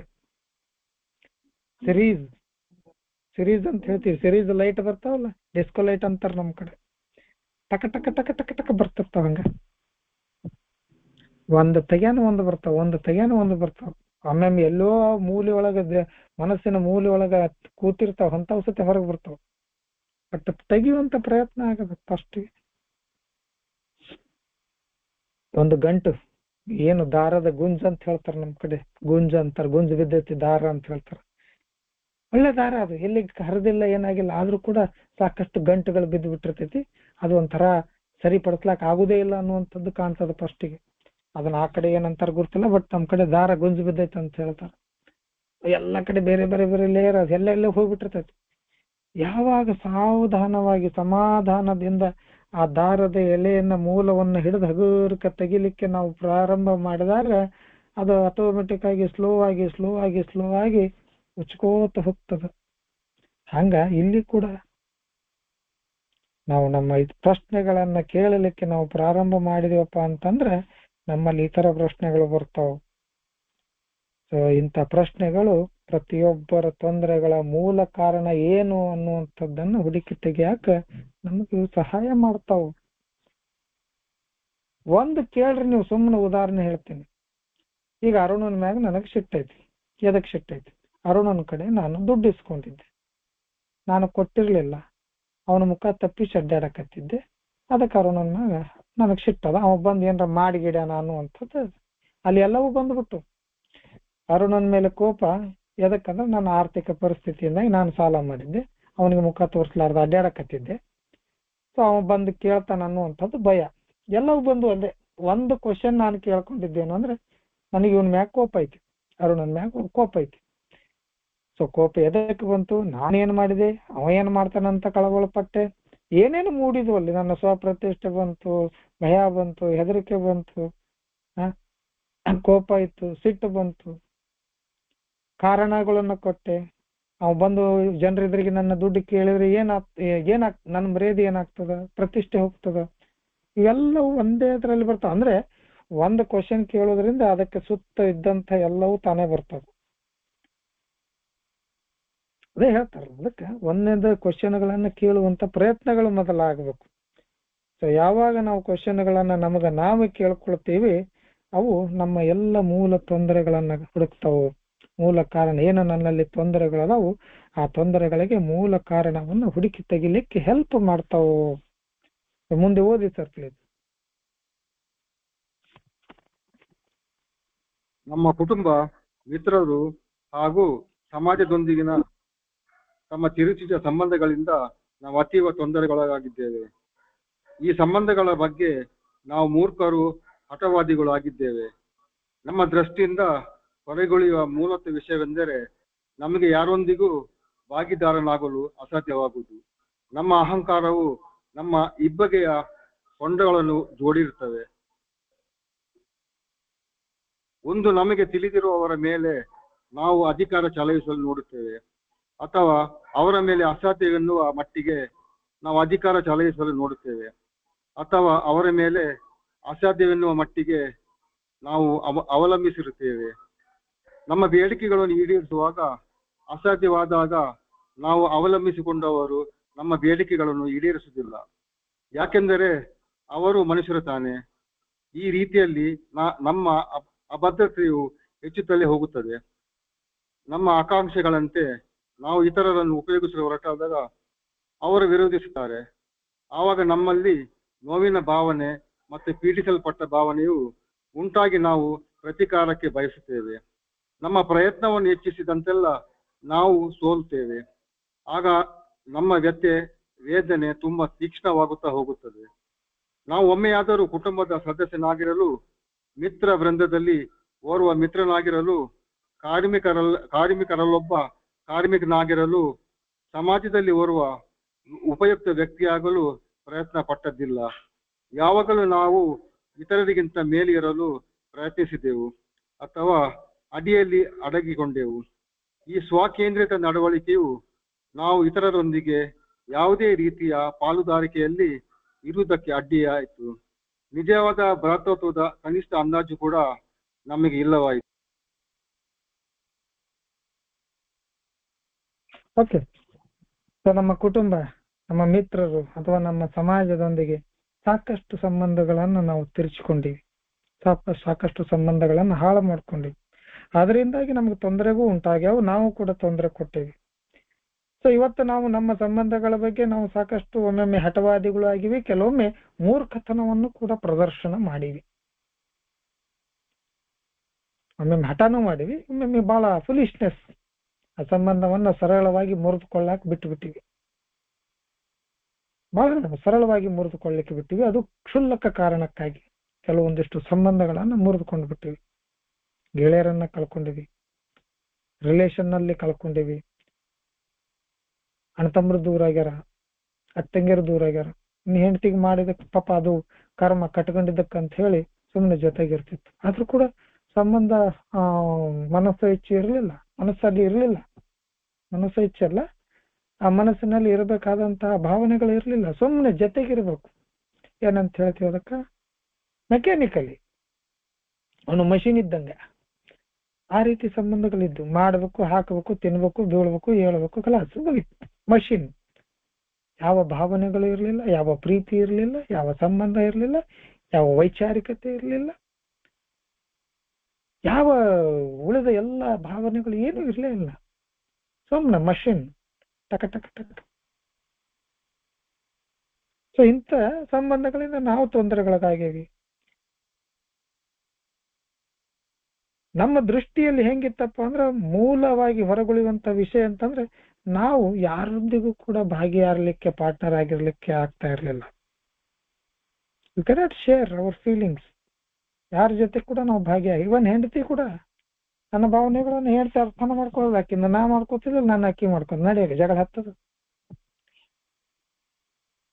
ನಮಗ ಅವ್ರ ಭಾವನೆಗಳಲ್ಲಿ, ಅವರ ಬದುಕಿನಲ್ಲಿ ಸಹ ನಾವು ಭಾಗಿದಾರಿ ಆಗ್ಲಿಕ್ಕೆ ಅಥವಾ ಪಾಲುದಾರಗಾಗಕ್ಕೆ ಆಗತ್ತಿರ್ಲಿಲ್ಲ. ನಮ್ಮ ಲೆಕ್ಕನ ಬೇರೆ ಇರ್ತಿತ್ತು. ನಮ್ಮ ದೃಷ್ಟಿನ ಕುಡಿತ ಹೆಚ್ಚಾದ್ಮೇಲೆ ಹೇಳಕತ್ತೀನಿ ನಾನು. ಇದೆಲ್ಲವೂ ಮೊದಲಿಗೆ ಅಂತ ಹೇಳ್ತಾ ಇಲ್ಲ. ನಮ್ಗೇನ್ ಇದೆಲ್ಲ ಆಗಿಲ್ಲ ಅನ್ಕೋಬೇಡ್ರಿ, ಮುಂದೆ ಆಗ್ತಾವ. ಹಂಗ ಕುಡಿತ ಜಾಸ್ತಿ ಆಗಿತ್ತಂದ್ರೂ ಆಗ್ತಾವ. ಕುಡಿತ ಯಾವಾಗ ಜಾಸ್ತಿ ಆಗ್ತೈತಿ, ನಮ್ಗೆ ಯಾರ ಜೊತೆನೂ ಇರಕ್ ಆಗ್ತಿರ್ಲಿಲ್ಲ, ಯಾರ ಸಂಬಂಧವನ್ನು ಅರ್ಥ ಮಾಡ್ಕೊಳಕ್ ಆಗ್ತಿರ್ಲಿಲ್ಲ, ಯಾರ ಮನಸ್ಸನ್ನು ಅರ್ಥ ಮಾಡ್ಕೊಳಕ್ ಆಗ್ತಿರ್ಲಿಲ್ಲ. ನಮ್ಮ ಲಕ್ಷ್ಯ ಎಲ್ಲಿತ್ತಂದ್ರೆ, ಬಾಟ್ಲಿ ಎಣ್ಣೆ ಎಲ್ಲಿ ಸಿಗ್ತತಿ, ಯಾರ ಜೊತೆ ಕುಡಿಬೇಕು, ಹೆಂಗ್ ಕುಡಿಬೇಕು, ರೊಕ್ಕ ರೂಪಾಯಿ ಹೊಂದಿಸ್ಬೇಕು, ಹೆಂಗ ಇದೆ. ಅದ್ರ ಜೊತೆಗೆ ನಮ್ಮಲ್ಲಿ ಅಹಂಕಾರ ಇತ್ತು. ನಮ್ಮ ಅಹಂಕಾರ ನಮಗೆ ಸಾಕಷ್ಟು ಹೊಂಡಗಳನ್ನ ತೋಡಿತ್ತು, ಬಾವಿಗಳನ್ನ ತೋಡಿತ್ತು. ಅಹಂಕಾರ ಅನ್ನುವಂಥದ್ದು ನಮ್ಮ ಇಬ್ಬುಗೆ ಹೊಂಡಗಳನ್ನ ತೋಡಿರ್ತದ ಅಂತ ಬರೀತಾರ. ಒಂದು ನಾವೇನ್ ಮಾಡಿದೀವಿ, ನಮ್ಮ ಯಾಕೆ ಗುರ್ತಿದ್ದವರು ಅಥವಾ ನಮ್ಮ ಮನೆಯಲ್ಲಿ ಇದ್ದವ್ರ ಮೇಲೆ, ನಮ್ಮ ತಂದೆ ತಾಯಿ ಮೇಲೆ, ಹೆಂಡತಿ ಮೇಲೆ, ಮಕ್ಕಳ ಮೇಲೆ ಅಧಿಕಾರ ಚಲಾಯಿಸಿ ನೋಡ್ತಿದ್ವಿ. ಅಧಿಕಾರ ಚಲಾಯಿಸೋದು ಒಂದು ಸಾಧ್ಯವಿಲ್ಲ. ಅಷ್ಟು ಮಟ್ಟಿಗೆ ಅಧಿಕಾರ ಚಲಾಯಿಸೋದು ನೋಡೋದು. ಎಲ್ಲವೂ ನಾನು ಹೇಳಿದಂಗ ಆಗ್ಬೇಕು, ನಾ ಹೇಳಿದಂಗ ಕೇಳ್ಬೇಕು, ನಾನು ಏನ್ ಅನ್ಕೋತೀನಿ ಅದೆಲ್ಲವೂ ಆಗ್ಬೇಕು, ನಾನು ಹೇಳಿದ್ದನ್ನ ಮಾತ್ರ ಮಾಡ್ಬೇಕು ಅನ್ನುವಂಥ ಅಧಿಕಾರ ಚಲಾಯಿಸ. ಅಥವಾ ಫುಲ್ ಡಿಪೆಂಡೆನ್ಸ್. ಹೆಂಗಪ್ಪ ಅಂತಂದ್ರೆ, ಅವರನ್ನು ಬಿಟ್ರೆ ಏನೂ ಆಗೋದಿಲ್ಲ ನಮಗೆ. ಒಂದು ಅಧಿಕಾರ ಚಲಾಯಿಸೋದು ಅಥವಾ ಫುಲ್ ಡಿಪೆಂಡೆನ್ಸಿಗೆ ಬಂದು. ಸೊ ಹಿಂಗ ಕಂಡೀಷನ್ಗಳಾದಾಗ ಏನಾಗ್ತದ ಅಂತಂದ್ರೆ, ನಮ್ಮ ಬೇಡಿಕೆಗಳನ್ನು ಅವ್ರು ಈಡೇರಿಸೋದು ಅಸಾಧ್ಯ ಆಗ್ತದೆ. ಕೆಲವೊಮ್ಮೆ ಅವಲಂಬಿಸಿಕೊಂಡವ್ರು ಕೂಡ ದೂರ ಹೋಗಕ್ ಚಾಲು ಆಗ್ತಾರೆ. ನಾವು ಬೇಡಿಕೆ ಇಟ್ಟಿದ್ದನ್ನ ಅವ್ರಿಗೆ ಈಡೇರ್ಸಕ್ ಆಗ್ತಿರ್ಲಿಲ್ಲ. ಅಂತ ಬೇಡಿಕೆಗಳು ನಮ್ಮ ಇರ್ತಿದ್ವು, ಅಂತ ಏನು ಎಕ್ಸ್ಪೆಕ್ಟೇಷನ್ ಅಂತ ಇರ್ತಿತ್ತು ನಮ್ದು. ಅದು ಕೂಡ ಕೆಲವೊಮ್ಮೆ ಅವ್ರಿಗೆ ಸಾಧ್ಯ ಆಗ್ತಿದ್ದಲ್ಲ. ನಮ್ಮ ಜೊತೆ ಇದ್ದವರು ಅವರು ಕೂಡ ಮನುಷ್ಯರು,